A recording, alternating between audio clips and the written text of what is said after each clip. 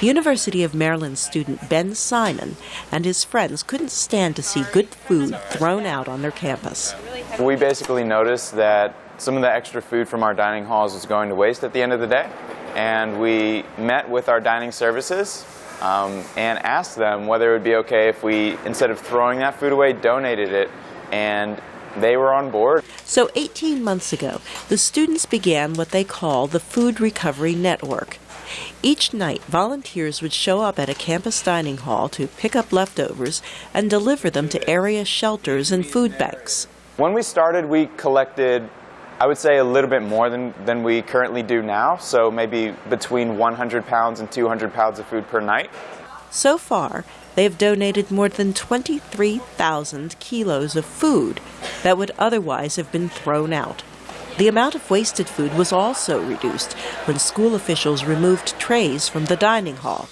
Rob Fahey is the chef. We do not use trays because it's proven that the students fill up a tray, and this way they only pick up their plates and they can only grab so much food, and then they can go back in line to get more food if they want.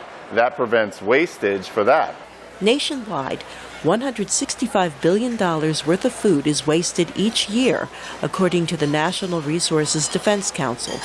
Spokesman Bob Keefe says that's about 40% of the country's entire food production.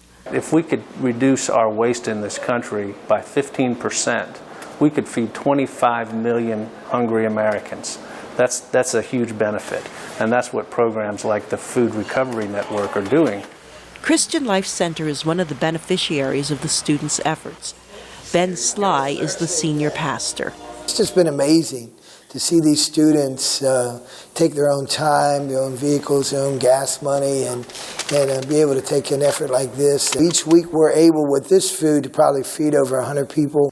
The University of Maryland's Food Recovery Network now has 200 volunteers, and the program has expanded to 18 schools across the country. We want to grow our 18 chapters to 1,000 chapters within 5 years, and once we get to this food recovery nation of being at every college campus in America, we want to expand out to restaurants, to farms. The volunteers are committed to making that happen. For producer June So, I'm Carol Pearson, VOA News.